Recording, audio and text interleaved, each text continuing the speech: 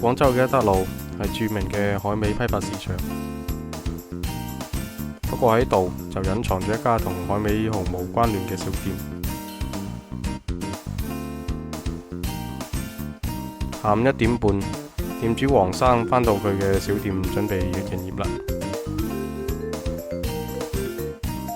狹窄嘅空間裏面堆滿咗各式各樣嘅模型商品。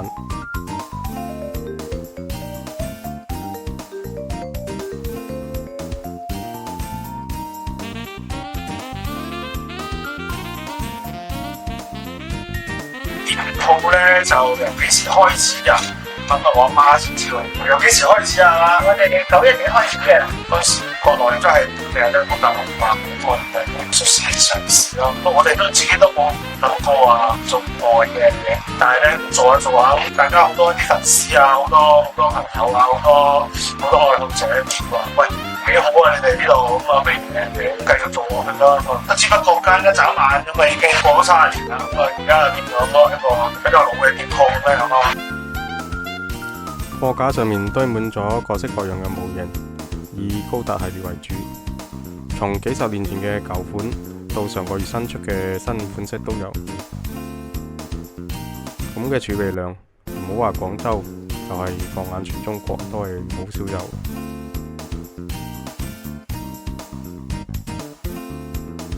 你哋啱啱接觸嗰個行業嘅時候咧，其實係唔識得高達嘅，淨係知道呢個機器人而家好似又幾靚喎，個機器人幾靚咯，就係覺得同埋咁啊，叫高達佢哋都唔識叫高達，嗰啲元祖啊，我哋識得叫元祖高達，佢哋唔係嘅，佢哋就見到好似呢盒嘢咁樣。嗱，佢呢個盒嘢上面咧有個 RX78咁佢哋又叫呢隻做呢個款式就係呢個代表咯。嗰隻就係78啊嗰隻咁樣，咁就變咗就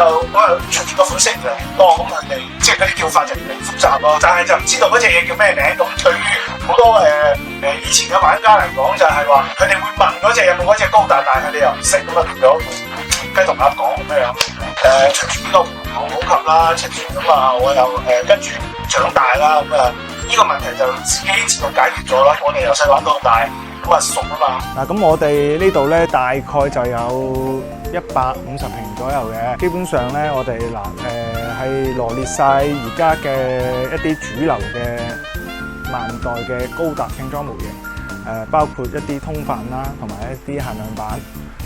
同埋一啲比較中古嘅、比較有歷史嘅一啲機體、一啲高達，我哋都會有嘅。而家我哋比較新嘅一個系列咧，就係而家年輕人比較中意嘅一個系列啦 ，RG 系列啦，嗱就以呢個 RG 神高達為例啦。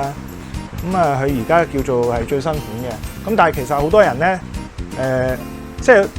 對高達想有個理解，咁佢就會覺得就會想了解下呢個神高達係點樣發展出嚟嘅咧。咁我哋咧就會即係話會同佢講翻咯。好似嗱，呢個係最新款嘅神高達咁啊，但係咧佢嘅前一代又有嘅喎。嗱，呢個20幾年出嘅，咁啊10幾年出嘅又有一隻神高達喎。嗱，呢個又係神高達，佢係10幾年出嘅。咁有咩唔同咧？咁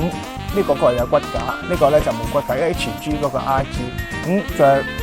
具體咧就要睇翻個客戶嘅需求。咁如果佢話佢係中意複雜啲嘅，佢可以玩 RG。如果唔係，佢話佢就係中意體驗拼裝嘅嗰個感覺，同埋攞嚟玩砌好之後咧擰下嘅，咁可能呢個就更加適合佢。咁呢啲都係要睇翻個客戶需求咯。睇下佢對呢個高達呢樣嘢有冇興趣咯，我哋會同佢講翻咯。咁如果有啲係骨灰級玩家，仲資深啲嘅，咁佢就會話：喂，我記得比呢隻之前仲有一隻嘅喎，好舊嗰啲喎，有冇啊？咁我哋呢度又可以提供俾佢啦。再骨灰啲嘅玩家啦，咁我哋又可以滿足佢個一個童年嘅一個開心嘅回憶啦。呢個係一個90幾年出嘅版本嚟嘅，即係最初嘅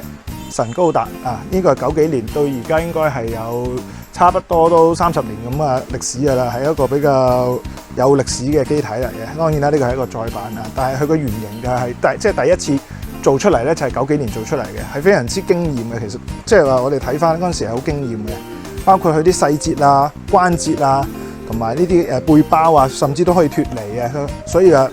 好特別，好有魅力。長嘅一輩帶住年輕嘅一輩嚟，多到哇好多。因為我哋而家其實主要我哋係對粉絲嘅，所以你見到其實我哋係潮牌嘅，而家會有咁多人可以揾到我哋啦，都係比啲朋友推薦嘅，有啲朋友推朋友咁樣推出嚟嘅咁跟住咧又有個好過癮嘅事情喎，咁啊朋友推朋友，朋友又有推朋友，咁啊你個爸爸啊推俾第二個爸爸，爸爸推俾第二個爸爸，咁啊變咗咧佢哋嚟到嘅時候咧，呢度好似似曾相識喎呢個地方，點解咁得意嘅會有個似曾相識嘅感覺嘅？好似呢個人又熟口熟面喎，好似嗰個阿姨啊，好似熟口熟面嘅，喂問一問佢，喂你係咪以前係邊度做㗎咁樣樣？佢話係啊，哦原來你就係嗰個啊，哎呀我哋一直都揾你唔到啊，以為你都冇做啊，高特咁嘅樣，咁啊變咗會又激起咗父母嗰輩人嘅一個回憶咯，又帶小朋友嚟咯，又教小朋友啊，呢個即係我哋個店鋪嘅呢個故事係點樣樣嘅咯，係喂以前啊，你老豆細個嘅時候啊，係點樣嘅？30年前啊，呢個老細啊，嗱就係而家咁樣樣噶啦，點都幾有意思嘅一個故事，一個傳承咁樣一個故事，又係一個可以講係一個屬於廣州本地文化嘅一個咁嘅古仔啊，係一個故事，因為好多嘅70後啊、80後啊都會有個咁嘅共同回憶。嗱咁咧，我哋呢度除咗話係好多一啲高達嘅粉絲識得我哋之外，因為時間做得耐，我哋呢度即係話都做咗成30年嘅。咁咧，除咗高達模型之外咧，其實我哋仲會有一個小眾群體玩軍事模型嘅粉絲都中意嚟我哋呢度嘅啦。點解咧？因為我哋呢度會有好多嘅一啲軍事模型喺度。有啲甚至係幾十蚊就可以買得到嘅一啲性價比非常高嘅一啲有貴嘅啦，當然有貴嘅都有平嘅一啲軍事模型喺度俾大家選擇嘅。呢邊呢啲都係嘅。咁咧而家喺廣州，你話揾到可以俾你揾到咁多款式嘅軍事模型嘅店鋪，其實真係屈指可數嘅啊！包括1:72嘅坦克車啦，1:35嘅坦克車啦。甚至乎係1:16嘅坦克車，我哋都會有嘅。或者飛機、坦克或者船模，我哋都會有嘅。嗱，好似呢度上邊呢啲都係嘅喎，呢啲全部都係唔同款嘅喎，佢哋全部都係唔同樣嘅喎。唔好以為佢哋一樣樣喎。嗱，好似呢邊啊，呢邊呢度啊，呢啲啊1:350嘅船啊，砌起身咧咁大隻一隻嘅，咁大隻一隻嘅，先至90蚊嘅啫啊！好，所以話貴有貴嘅，當然有好多貴嘅好貨，亦有好多平嘅好貨。咁啊，只要你去對呢個軍事模型有興趣嘅，你過到嚟都一定可以揾到屬於自己嘅嗰個好貨啊！咁啊，除咗呢個軍模之外咧，我哋又會有啲嘅呢個絕版嘅老模型。高達模型佢喺你小時候係一個好減壓嘅模型，因為咧學習其實真係一個好大壓力同埋一個好繁忙嘅一個過程。但係如果你打機咧有疲勞喎，咁玩高達其實我覺得俾到你嘅嘢就係可以減壓，可以喺有限嘅時間裏面釋放自己減壓。呢樣嘢係我覺得打機俾你唔到嘅，因為打機你要打完，但係做高達你嗰個過程同埋你做起身之後嘅嗰個情緒，你自己去享受嗰個過程咧，其實係好開心好過癮嘅。咁啊，隨住你嘅年紀長大咧，成為你一個好重要嘅回憶，甚至乎有好多嘢你細個玩過嘅，你到你大個開住咗版嗰度，哇！嗰份回憶啊，不得，只要你保存住嗰個嘢，嗰份回憶真係對於到30年後啦，哪怕你都可以一直回味佢帶俾你嘅嗰個好震撼嘅嗰個體驗咧，係改變嘅。咁啊，到咗你大個嘅時候啦，到咗你大個出嚟做嘢，你做嘢好忙碌啦，你可能好枯燥啦，又做唔出啲特別嘅事情。咁你如果抽少啲時間出嚟，去揀一隻自己中意嘅高達，去慢慢去做自己中意嘅高達，一步一步做，一啲一啲做。因為你大個咗，你對高達嘅要求係多好多嘅，好似要收線啊，要勾邊啊，要收線啊，要整齊個水口啊，要噴塗啊咁樣，你會對自己好多要求。但係你好攰啦，可能大個，但係你慢慢整嘅時候，哇！你發現慢慢做，畫出嚟嘅嘢又唔晒，同你細個俾嗰啲嘢升華晒嘅，之後咧又哇好精緻好靚，嗰種感覺咧，好多時候好多嘢係俾你唔到嘅感覺。開個燈先啊，等我。嗱，咁我哋呢邊咧就即係話係滿足一啲真係對高達係有好多年歷史嘅一啲咁嘅骨灰級玩家，針對佢哋嘅一啲款式就喺上邊呢度啦。好似呢邊呢一個咧係一隻1:60嘅格魯古加龍啊。不過呢個系列咧有個好致命嘅缺點，就係話佢第一佢要係用膠水先可以砌起身嘅。第二個咧就係話佢係冇顏色嘅。佢個分析係等於零嘅，要你自己全部要基本上重新上色。呢個係最難嘅兩樣嘢。咁如果你話你都有信心啊，可以挑戰下嘅，因為呢個咧係萬代，佢係 Bandai 係冇出過1:60嘅格魯古古嘅。咁佢係一個比較特別嘅款式，1:60差唔多係去到30厘米高嘅，非常特別嘅。跟住呢邊呢啲咧就係一個又係好特色嘅呢個1:60嘅膠水黐嘅紅渣古啊，呢個係綠渣古。咁啊，仲有我哋嘅一個呢個非常之少見嘅1:72嘅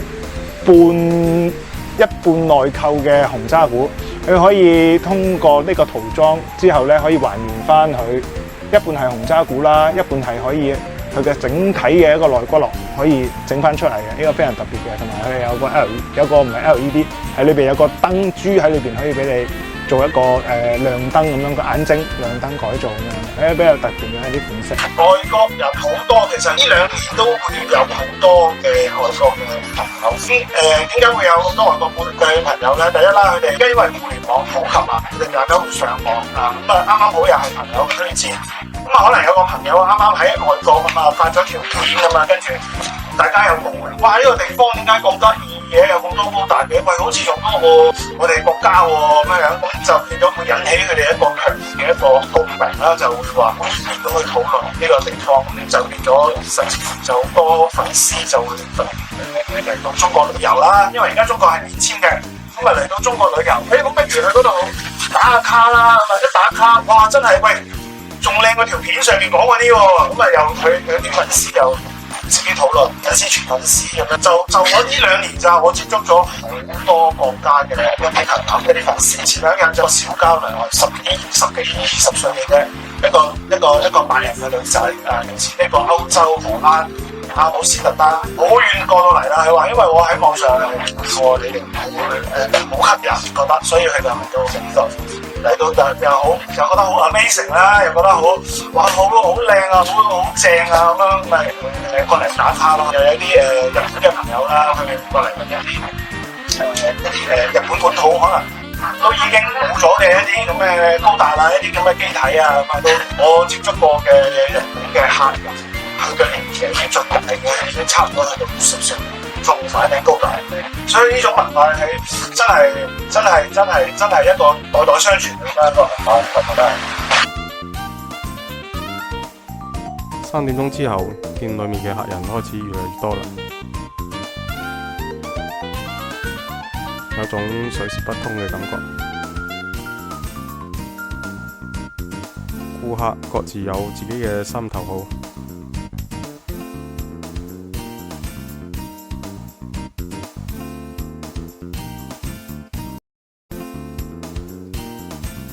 未來即係話會有更多嘅各種各樣嘅對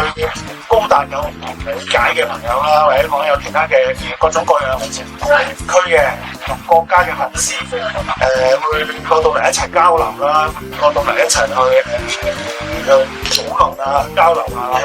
大家去睇下對高達嘅一個理解啊，或者講大家一齊去欣賞下啲高達啊，同唔同嘅角度去切入去欣賞呢個高達啊、呢個機體啊咁樣，其實都係一個好開心嘅事情嚟咯，我覺得係，我哋可以睇住佢呢個 IP， 睇住呢個高達嘅呢個故事，佢成長得越嚟越好，我覺得係幾激動人心嘅。如果你係中意高達嘅人嘅話，其實都會好開心咯，係，因為你見到係越嚟越多嘅嘢係越嚟越好，出得越嚟越好嘅，好多嘢係越嚟越少嘅，好多嘅嘢出嚟係精緻嘅，你睇落去啊、玩落去啊，你都會好開心。